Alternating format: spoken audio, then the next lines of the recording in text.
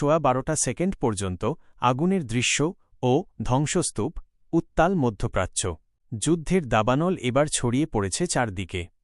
গত 28শে ফেব্রুয়ারি ইরানের রাজধানী তেহরানে অতর্কিত হামলা চালায় যুক্তরাষ্ট্র ও ইসরায়েল। এই হামলায় টার্গেট করা হয়েছিল ইরানের সর্বোচ্চ ধর্মীয় নেতা আয়াতুল্লাহ আলী খামেনিকে।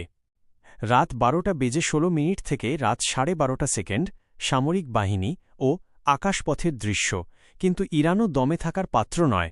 খামেনির ওপর হামলার পাল্টা জবাবে গর্জে উঠেছে আইআরজিসি। মধ্যপ্রাচ্যে থাকা মার্কিন ঘাঁটি এবং ইসরায়েলের অভ্যন্তরে একের পর এক ভয়ঙ্কর হামলা চালাচ্ছে তারা। খবর পাওয়া গেছে ইরানের হামলায় অন্তত 3টি মার্কিন যুদ্ধবিমান ধ্বংস হয়েছে, যার মধ্যে আধুনিক F-15 ফাইটার জেটও রয়েছে। রাত 12:31 থেকে রাত 12:56 দুবাই এবং ইসরায়েলের শহরের দৃশ্য। ইরানের মুহুর্মুহু হামলার ভয়ে ইতিমধ্যে দুবাইয়ের বিমানঘাঁটি ছাড়তে শুরু করেছে মার্কিন সেনারা। অন্যদিকে খাইবার মিসাইলের নিখুঁত নিশানায় লণ্ডভণ্ড হয়ে গেছে ইসরায়েলি প্রধানমন্ত্রীর কার্যালয়। এমনকি বিমানবাহিনীর প্রধান কার্যালয়েও আঘাত হেনেছে ইরানের শক্তিশালী এই মিসাইল। রাত 12:57 থেকে শেষ পর্যন্ত বেনিয়ামিন নেতানিয়াহু ও সংবাদের ফুটেজ।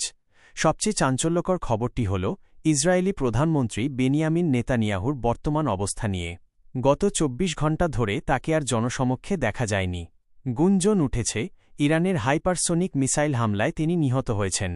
রয়টার্স এবং আল জাজিরার মতো সংবাদ মাধ্যমগুলো এই খবরের প্রতি ইঙ্গিত দিলেও পরবর্তীতে তা রহস্যজনকভাবে সরিয়ে ফেলা হয়। আসলেই কি নেতানিয়াহু নিহত হয়েছেন, নাকি এটি যুদ্ধের কোনো নতুন চাল? পুরো বিশ্ব এখন তাকিয়ে আছে মধ্যপ্রাচ্যের এই পরিস্থিতির দিকে।